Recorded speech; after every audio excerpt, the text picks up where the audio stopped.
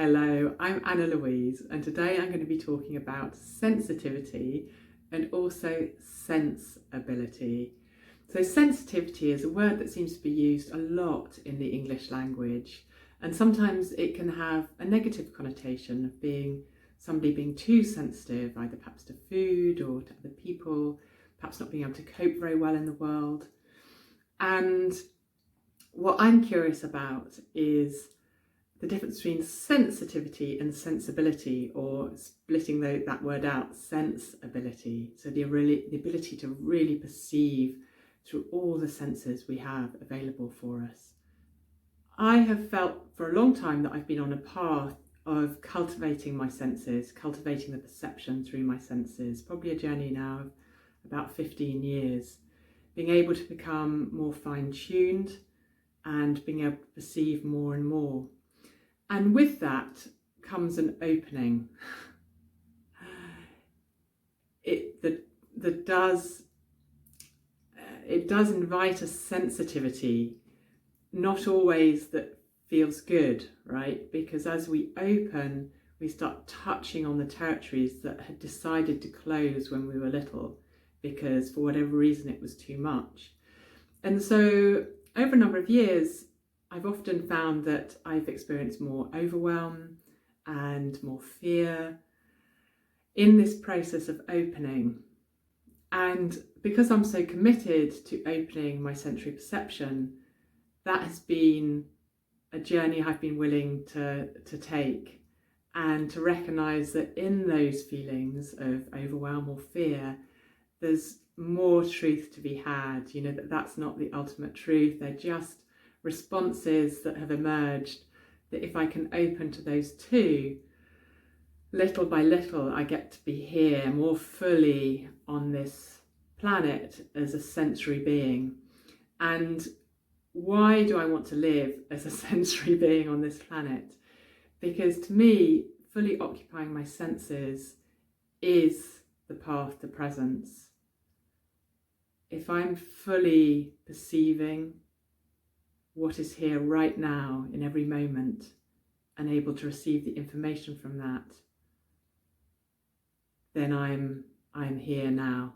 I'm here now and able to respond authentically in the moment, rather than from some past story or for some past fixed ideas or closure of my body of being scared of something or fearful. So I'm wondering about you. Would you describe yourself as a sensitive person generally? And what's your relationship with cultivating your senses? Is it something that you've thought about very much, or having heard me just talk about it now, is something that you might be interested in?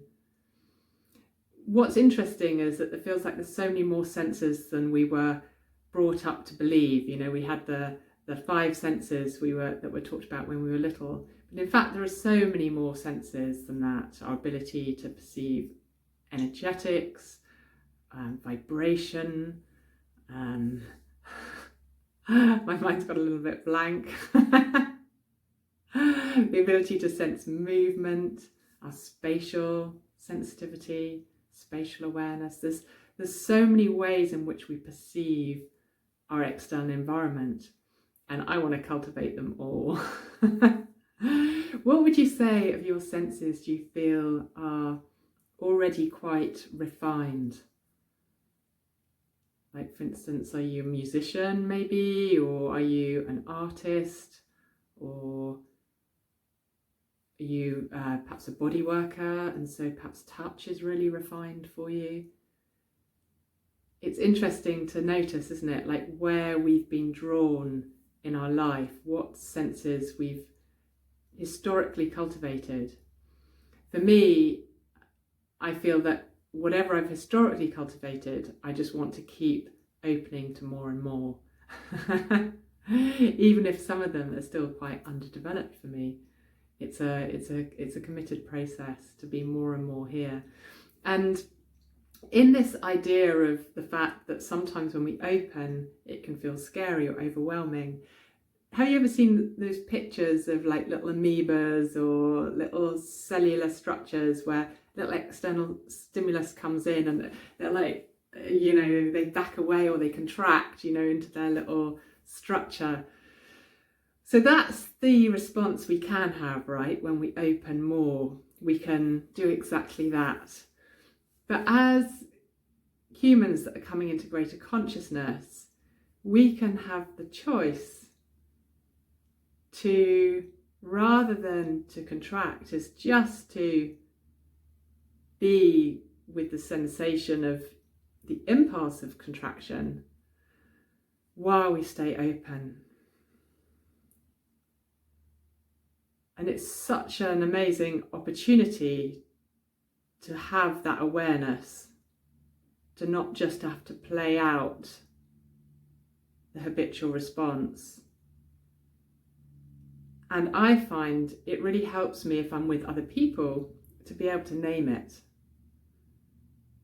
So if I find that I'm quite open and then I get triggered into perhaps fear or anger, if I can say, what's interesting right now is that I'm experiencing some contraction, a little bit of fear. Can we just hang out with this for a little bit while I let it pass through? Without going into story, without making it bigger than it is, without making it needing to put meaning to it, just to give it space. And little by little, we get to be more of ourselves here. And of course, there may well be people that we choose to do this with and people we perhaps choose not to do that with. And finding a safe family of friends to be able to cultivate our sensibility with feels so sweet. Friends that will hold that space when we're feeling vulnerable, when we're feeling open and exposed. And they'll hold it without reactivity or without needing to fix anything. Just recognizing that it's a journey that we're going through and a journey to honor and enjoy and appreciate the magic of being able to choose, to keep opening and opening. And that sort of brings me on to the whole area of sensitivity, that where we don't want to stay open, we want to close ourselves off. We perhaps go into overwhelm to the point where it's difficult to continue and we want to shut ourselves away. We don't want to be part of the external world in that moment. And certainly for me, having experienced a lot of that over a number of years as I opened, what I notice is that equally important is cultivating my sensibility, is this ability to cultivate being more here as me in my strength and power. When we're overly sensitive, it seems that we sometimes can go into sort of self-abandonment. So we're drawn into the pain of others. We're out of our own power and potentially out of our own integrity. And it's how to build our own resilience and strength and integrity whilst also being really open. What I wouldn't wish for myself, and I wouldn't wish for you, but you choose what you wish for yourself, but I certainly wouldn't wish for myself being so open in my senses, but then I can't really operate in daily life. To me, that's not being here and fully human, right? It's one thing without the other.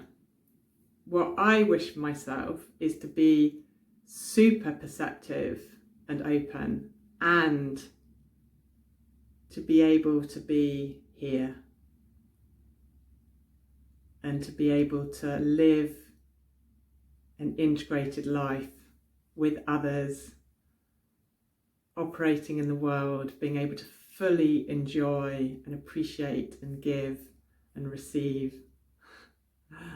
on this planet. I have a sense that if there was a greater sensibility in the world with everyone on this planet, we would have more harmony. We would live in more respect. We would live in more gratitude and appreciation.